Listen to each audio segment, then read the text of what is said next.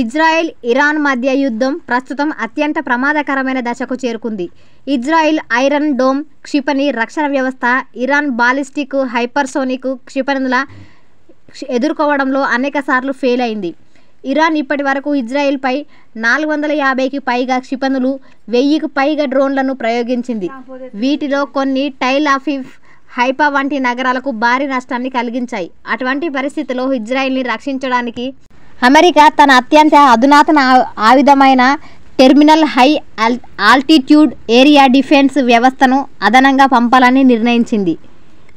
Israel media ప్రకారం Israel వైమానిక భద్రతను మరింత బలోపేతం చేయడానికి అమెరికా ఇప్పటికే ఇక్కడ థాడ్ వ్యవస్థను మోహరించింది. ఇవి ఇరానియన్ క్షిపణులను అడ్డగించి ఇజ్రాయెల్ ఆకాశాన్ని కాపాడుతున్నాయి. ఈలోగా ఇరాన్ దాడులను అడ్డుకోవడానికి అవసరమైన క్షిపణులు ఇజ్రాయెల్ రక్షణ వ్యవస్థ వద్ద అయిపోతున్నాయని వార్తలు వచ్చాయి. థాడ్ వ్యవస్థను బాహుబలి అని పిలుస్తారు. ఇది అమెరికాలో అత్యంత అధునాతన క్షిపణి రక్షణ. ఇది వాతావరణం లోపల వెలుపల short media intermediate range ballistic క్షిపణులను బ్లాస్ట్ చేయగలదు. దీని రాడార్ వ్యవస్థ 2000 కిలోమీటర్ల కంటే ఎక్కువ దూరంలోని క్షిపణులను ట్రాక్ చేయగలదు. గాలిలోనే 200 కిలోమీటర్ల కంటే ఎక్కువ దూరం నుంచి వచ్చే బాలిస్టిక్ క్షిపణులను నాశనం చేయగలదు. దీని రాడార్ సాంకేతికత చాలా సున్నితమైనది, ఖచ్చితమైనది. ఇది ప్రయోగించిన కొన్ని సెకండ్లలోనే శత్రు క్షిపణులను ట్రాక్ చేస్తుంది.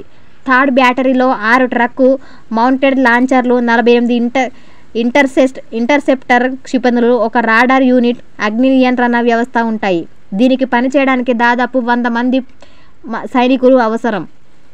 ఇజ్రాయెల్ ఐరన్ డోమ్ వ్యవస్థ ఇప్పటి వరకు వందలాది రాకెట్ దాడులను ధ్వంసం చేసింది. కానీ ఇరాన్ కొత్త క్షిపణి సాంకేతిక డ్రోన్ దాడుల నేపథ్యంలో దాని పరిమితులు బహిర్గతం అవుతున్నాయి. అటువంటి పరిస్థితుల్లో థాడ్ మోహరింపు ఇజ్రాయెల్కు అధిక